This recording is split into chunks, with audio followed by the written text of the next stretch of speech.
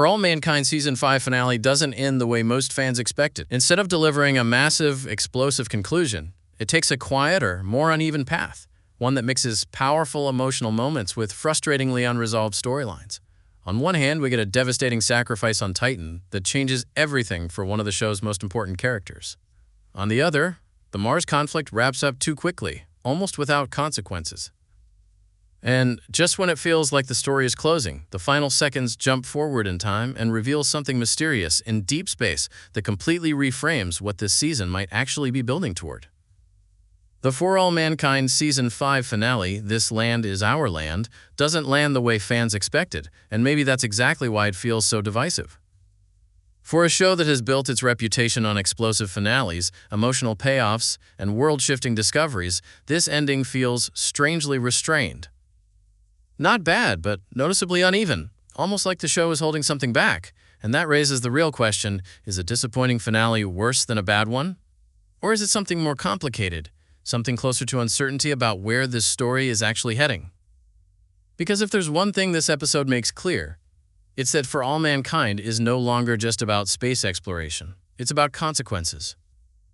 And in Season 5, those consequences feel scattered across Mars, Titan, and Earth, without ever fully connecting into one powerful conclusion. The strongest example of this imbalance comes from Mars itself. The rebellion that has been building all season finally erupts into its endgame, but instead of a slow, tense unraveling, it gets resolved with surprising speed. The so-called liberation forces are wiped out through a brutal counterattack using intelligence gathered in a morally questionable way. The captured governor is essentially used as bait to expose the M6 command center. It's a clever tactical move, but it lands with a strange emotional emptiness, because the show doesn't really sit with the weight of what just happened. One of the most controversial moments of the entire episode comes from Miles. His decision to torch the enemy command center, burning everyone inside alive, should have been a turning point, a moment that defines him forever. A moment that changes how Mars sees him, but instead, the story moves on. No real fallout. No deep moral reckoning. In fact, instead of being punished or even questioned, Miles is elevated into a position of authority on Mars. And that creates a weird tension between what we see and what the show wants us to feel. Because we're told this is a harsh, morally complex world, but in practice, consequences feel strangely softened. And that disconnect becomes one of the defining issues of the finale. Even the tone itself feels inconsistent. After weeks of tension, political violence, and ideological collapse, the finale suddenly shifts into something almost calm, almost optimistic. As if the show is trying to close this chapter gently instead of letting it explode one last time. And that's where the disappointment comes in, not because nothing happens, but because what does happen doesn't fully land with the weight it should. Yet, even in an uneven episode, there are moments that cut through everything. And without question, the emotional core of the entire finale belongs to Kelly Baldwin. Her storyline on Titan is where the show finally reconnects with what it does best, blending scientific discovery with deeply human sacrifice. After all the build-up, the team finally confirms something extraordinary: signs of life on Titan. It's not just a scientific breakthrough. It's a moment that should redefine humanity's place in the universe within this timeline. But the discovery comes at a cost. A devastating environmental failure forces Kelly and her team into an impossible situation. Their equipment is deteriorating, oxygen is limited, and the only way to bring the Discovery back to Sojourner Station is to make a deadly decision.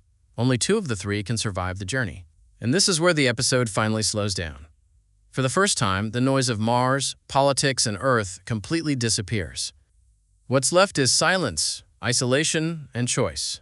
Kelly's decision doesn't come with a dramatic speech. It doesn't come with a big heroic moment. Instead, it feels quiet, internal, almost inevitable, and that's what makes it powerful. Everything she's been through, the legacy of the Baldwin family, the weight of exploration, the guilt from earlier decisions in the season, all of it converges into a single act of sacrifice. She chooses to stay behind so the Discovery can survive. And in true For All Mankind fashion, her death isn't framed as failure. It's framed as completion. She dies doing exactly what she came to do, proving that life exists beyond Earth. It's tragic, but also strangely fulfilling, And yet, the show barely has time to sit with it. Because immediately after, it shifts again. This time to something far more cryptic. The final moments of the episode jump forward in time, set to the weekend's blinding lights, pulling the audience into the year 2020. But instead of a clear future, what we see is decay.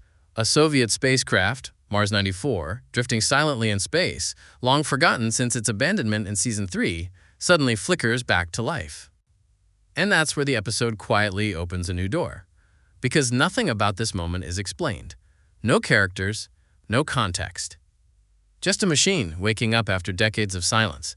At first glance, it feels like a glitch, a random malfunction, space debris reacting to unknown conditions. But For All Mankind rarely includes moments like this without intent. The implication is subtle but unsettling. Something is happening out there. Something that may not be human in origin. Or worse, something human has reached it. The idea that Mars 94, a forgotten relic of Cold War space ambition, could still be transmitting raises a much larger question. What has humanity accidentally awakened in deep space? And that's where Season 6 begins to take shape, not with answers, but with uncertainty. And that uncertainty is the most important part of this finale. Because while the Mars conflict wraps up too neatly, and Earth's geopolitical tensions feel underexplored, the show is clearly shifting its focus away from political struggle and towards something far more mysterious.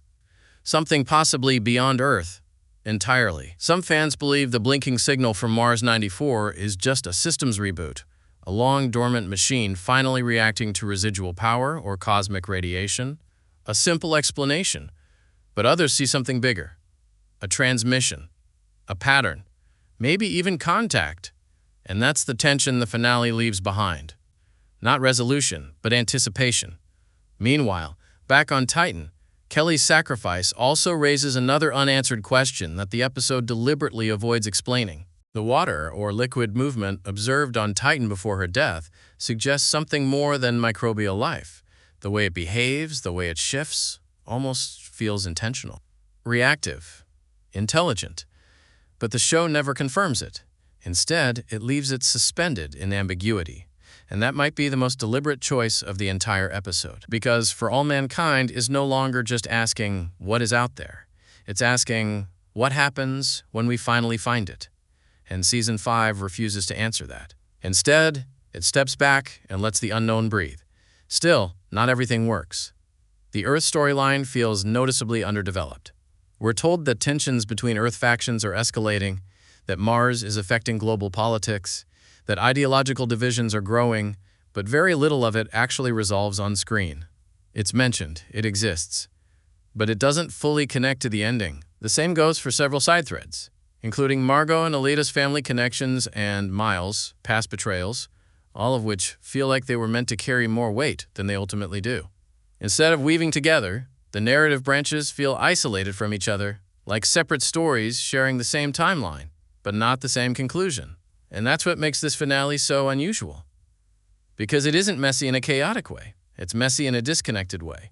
And yet, even with its flaws, the episode still manages to end on a note that feels undeniably intriguing.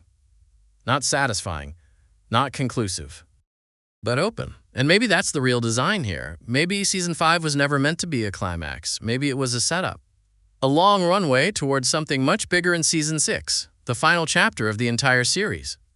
Because when you strip everything away, the rebellion, the sacrifices, the political shifts, what remains is a simple but powerful idea. Humanity has finally reached the edge of something it doesn't understand. And now, it's looking back. Thank you for watching.